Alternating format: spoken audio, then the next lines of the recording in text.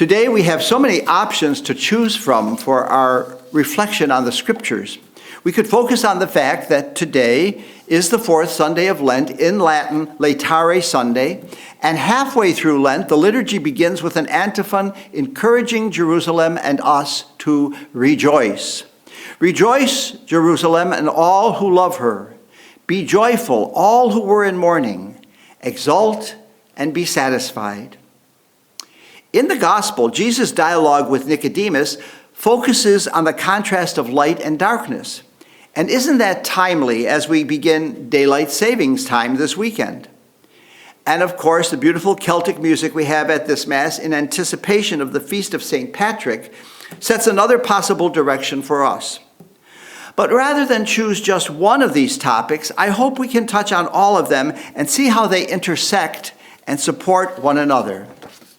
The context I would like to pursue would be to see them from the perspective of four disciples: Cyrus, Nicodemus, St. Patrick, and Pope Francis. Today's scripture readings give us plenty of reason to be joyful. The first reading begins in the mood of doom and gloom as God's people sink deeply into sin, turn deaf ears to God's warnings through the prophets, provoke God's anger, and finally suffer the consequences of their infidelity through defeat, destruction, and deportation. Thus begins the Babylonian captivity of Israel. The passage we heard from the second book of Chronicles said, "Those who were not killed were carried off to Babylon, where they became servants of the king of the Chaldeans." It was Ur in the Chaldees that was home of Abraham, and it was from here that he was called by God to go forth and become the father of many nations. Remember that reference to the king of the Chaldeans. It will be important in just a few minutes.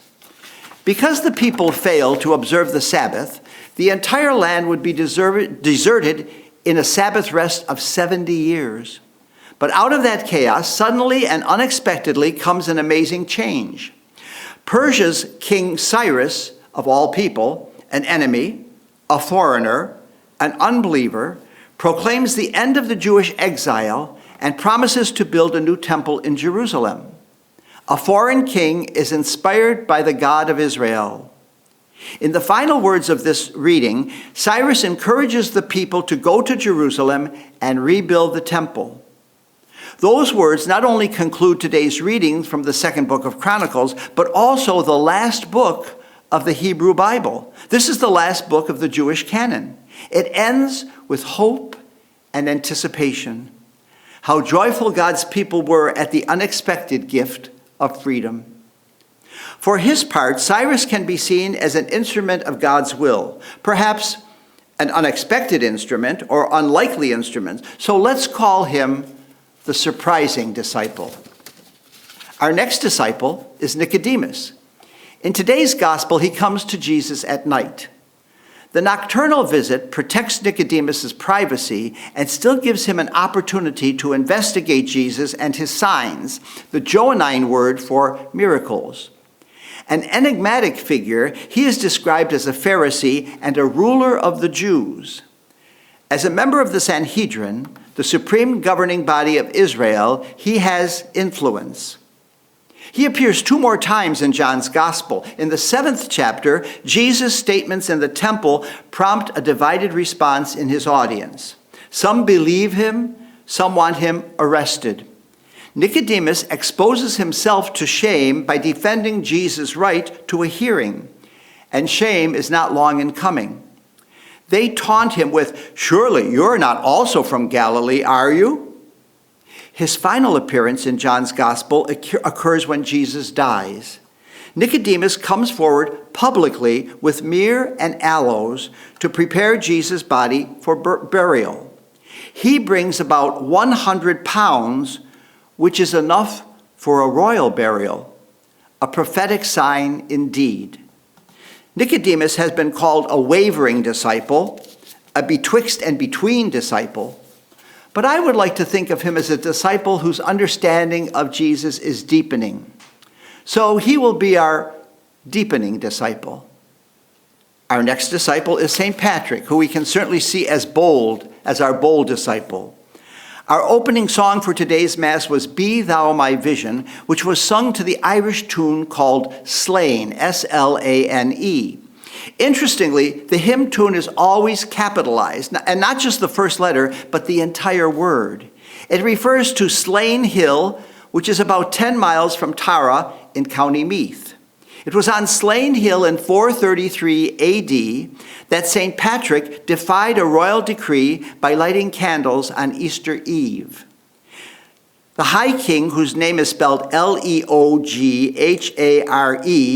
in Gaelic, but is pronounced Leary of Tara, had decreed that no one could light a fire before Leary began the pagan spring festival, Bealtaine, a druidic festival of the spring equinox, by lighting a fire on Tara Hill. The first fire, however, was not that of King Leary, but one lit by Patrick to celebrate the resurrection of Christ. Instead of executing him, King Leary was so impressed by Patrick's courage and devotion that he allowed him to continue his missionary work throughout all of Ireland. Patrick is our bold disciple. Our final disciple is Pope Francis. Now, do you recall that I asked you earlier to remember the phrase from the first reading that the Israelites were carried captive to Babylon, where they became servants to the king of the Chaldeans? It was in Ur of Chaldees, the home of Abraham, that Pope Francis made some incredible remarks this past week when he visited Iraq. We've gone full circle over several thousand years, from Abraham in Chaldees to Cyrus releasing the Israelites from the Chaldees, and now Pope Francis a few days ago in Ur of Chaldees. Now, it was the 20th century poet T.S. Eliot who said, "Immature poets imitate, but mature poets steal." I would like to change the word poet to preacher and say that immature preachers imitate, but mature preachers steal.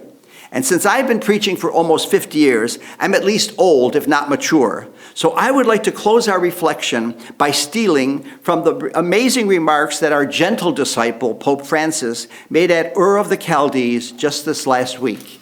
He said this, "At Ur, the house of Abraham, dear brothers and sisters, this blessed place brings us back to our origins, to the sources of God's work, to the birth of our religions.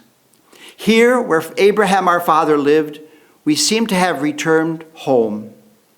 It was here that Abraham heard God's call.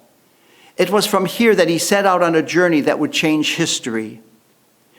We are the fruits of that call and that journey.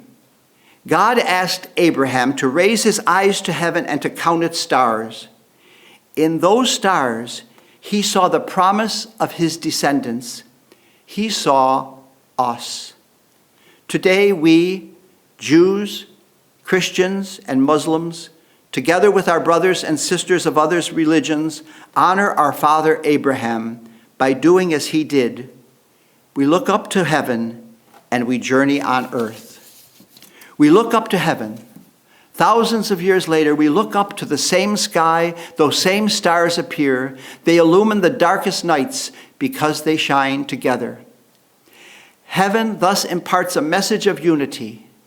The Almighty above invites us never to separate ourselves from our neighbors. The otherness of God points us towards others, towards our brothers and sisters. Yet if we want to preserve fraternity, we must not lose sight of heaven.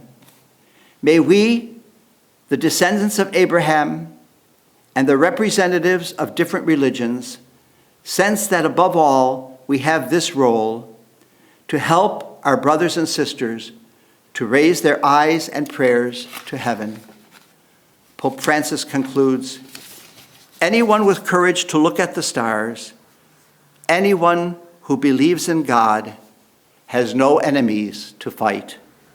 It is up to us to have the courage to lift up our eyes and to look at the stars that our father Abraham saw, the stars of the promise.